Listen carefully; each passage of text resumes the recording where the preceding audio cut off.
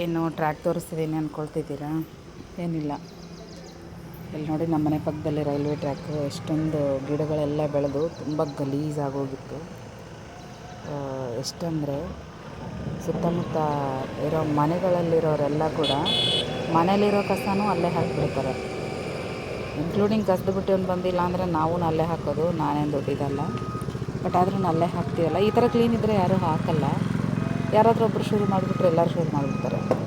ಅದು ಅಲ್ಲದೆ ಇನ್ನೊಂದು ಏನಂದರೆ, ಮನೇಲಿರೋ ಕಸ ಹಾಕೋದು ಒಂದಾದರೆ ಹೊಟ್ಟೆಲಿರೋ ಕಸನ ಇಲ್ಲೇ ತಂದು ಹಾಕ್ತಾರಪ್ಪ. ಸ್ವಲ್ಪ ಏನಾದರೂ ಒಂದು ಪೊದೆ ಅಡ್ಡ ಇದ್ದರೆ ಸಾಕು ಬಂದುಬಿಡ್ತಾರೆ. ಸುತ್ತಮುತ್ತ ಮನೆಗಳಿದ್ದಾವೆ ಇಲ್ಲ ಅಂತಲೇ ಯೋಚನೆ ಮಾಡಲ್ಲ. ಬಟ್ ಇವತ್ತು ಈ JCB ನೋಡಿ ಕ್ಲೀನ್ ಮಾಡ್ತದೆ. ಎಷ್ಟು ದಿನ ಹೆಂಗೆ ಕ್ಲೀನ್ ಇರುತ್ತೋ ಗೊತ್ತಿಲ್ಲ. ಈ ಥರ ಕ್ಲೀನ್ ಇದ್ದರೆ ತುಂಬ ಚೆನ್ನಾಗಿ ಅನಿಸುತ್ತೆ. ಟ್ರ್ಯಾಕ್ ನೋಡಿ ಎಷ್ಟು ನೀಟಾಗಿ ಕಾಣಿಸ್ತದೆ ಅಲ್ವಾ? ಈ ಥರ ನೀಟಾಗಿದ್ದರೆ ಸುತ್ತಮುತ್ತ ತುಂಬ ಚೆನ್ನಾಗಿ ಅನಿಸುತ್ತೆ. ಮನಸ್ಸಿಗೆ ತುಂಬ ಆಹ್ಲಾದ ಕೊಡುತ್ತೆ. ನಾವು ಸ್ವಲ್ಪ ಕ್ಲೀನಾಗಿ ಇಟ್ಕೋಬೇಕು. ಇನ್ನೊಂದು ಏನಂದರೆ, ಕಸದ ಗಾಡಿನೂ ದಿನ ಬರಲ್ಲ. ಈಗ ಜನಗಳ ಕಸ ಎಷ್ಟು ದಿನ ಅಂತ ಮನೇಲಿ ಇಟ್ಕೋತಾರೆ, ಅದೂ ಒಂದು ಸಮಸ್ಯೆ ಅಲ್ವಾ?